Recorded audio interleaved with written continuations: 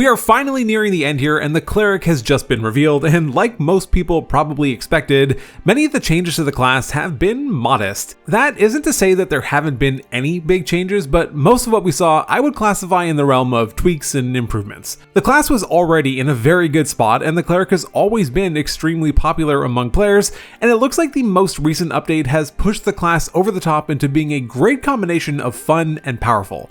Though I do have one concern, but we'll get there later. Hey, as of right now, Social Blade predicts that I'll hit my goal of 10,000 subscribers 1 week after the release of the new PHP in September, which is 1 week later than my goal, so I could really use your help beating that target. If you like what I do and want to support me, a sub to the channel would be incredible. I saw a massive boost after the Sorcerer video, so thank you all so much. Straight away at first level, there is a new feature called Divine Order.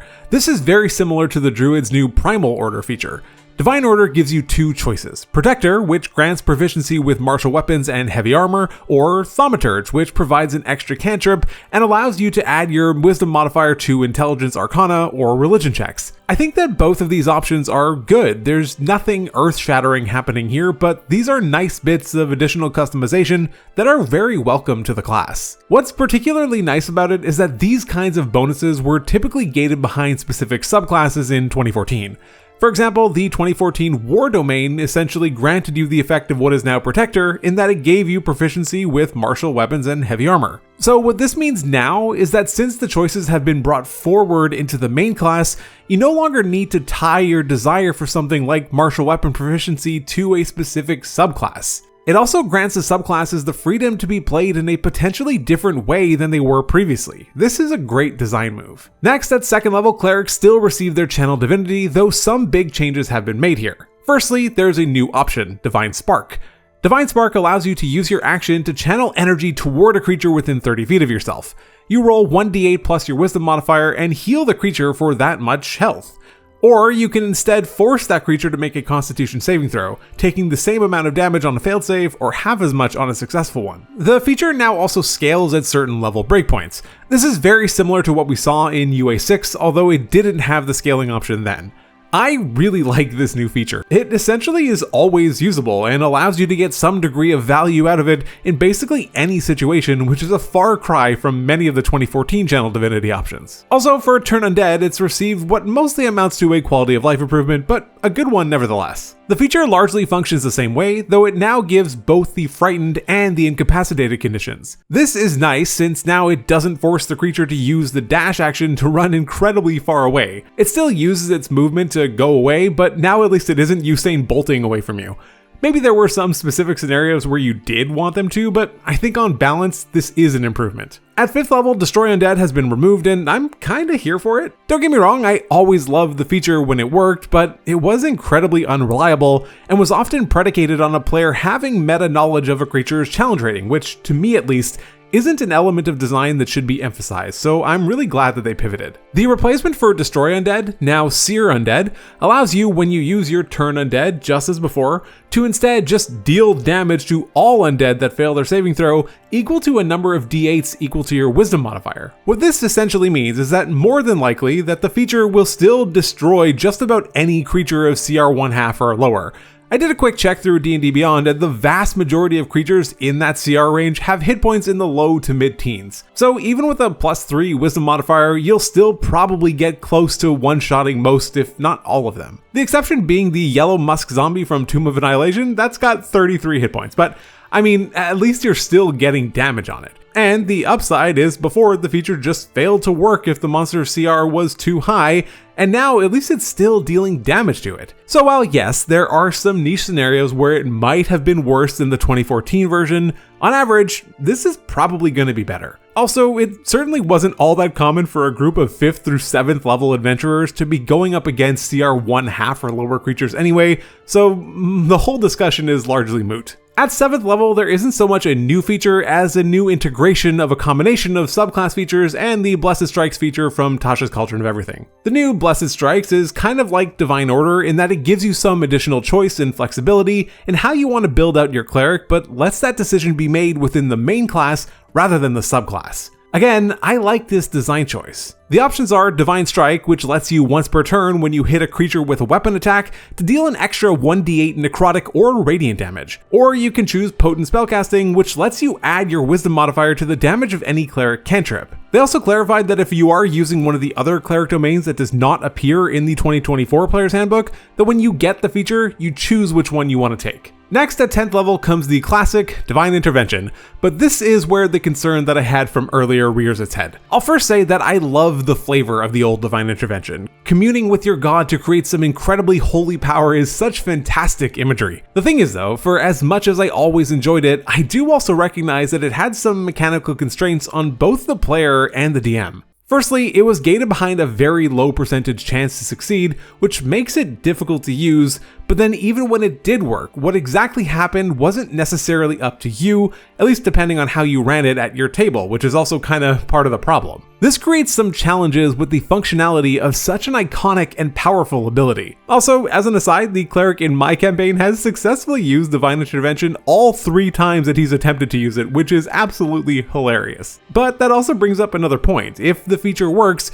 you then have to wait 7 days to be able to use it again, which just kind of feels bad, and depending on the pace of your game, can take literal months if not more of real time to occur. So despite how much I loved it, I do think a rework was in order. The new Divine Intervention allows you to simply cast any cleric spell of 5th level or lower that does not require a reaction to cast, and allows you to cast it without a spell slot or material components. Additionally, the 7-day waiting period is gone, and now you can just use it after every long rest. This version of the feature is insanely powerful. In an effort to specifically demonstrate just how powerful it was, in my one-shot that I ran earlier this year with Chris, Colby, and Pack Tactics used the feature to cast the Hallow spell as an action rather than its typical 24-hour casting time, and imposed damage vulnerability on the beholder being attacked. This was absolutely destructive in its effect, and his goal of demonstrating just how broken the new Divine Intervention has the potential to be was certainly not lost on any of us. At the end of the session, we all discussed potential changes to it. The 2 alternatives we kinda settled on were to still let it have the same effect, but then reimpose the delay on being able to cast it, or to be able to cast it with any spell that requires an action to cast. Clearly though, they opted for neither of those options and instead left it as is. But here's the thing though, if you and the rest of your group are all about doing insanely busted things and want extreme power at your table, then there's nothing wrong here. You can enjoy the feature to your heart's content, and you're gonna have a wonderful time. And to be clear, I plan to do absolutely nothing about this at my table. I am fine with the changes. But for those that prefer things to remain more balanced and restrained, well, you're gonna have a bad time here. This feature has incredibly high abusable potential, which can massively trivialize certain combats or other encounters for a feature that costs 0 resources and can be used every day without fail. Despite the fact that I said that I'm okay with it, when it comes to how the books are printed, I do tend to err on the side of caution. This has led some very insightful commenters to suggest that I just love nerfs oh so much, but that's not the case at all. In fact, I've spent the entire preceding part of this video praising the buffs to the class. What I prefer, and what I suspect most people do, is that the printed books are written with the idea of relative balance in mind. That's not saying that everything needs to be the same, don't get it twisted. What it is saying though is that it shouldn't intentionally create situations where one character can so dramatically outperform all other characters because of one feature that the actual cooperative element of the game is rendered meaningless, or that the challenges that underpin the core of the game are done away with. A fundamental piece of D&D is the notion of homebrewing and customizing content. I just happen to feel that the books themselves should be presented with the players feeling the need to do that as little as possible, but that if they so choose, they can do it whenever they want. The new Divine Intervention has that the other way around. Now it feels like many players will need to homebrew a way of reining it in, which is likely just to maybe restrict it to spells with a casting time of 1 hour or less, or something like that.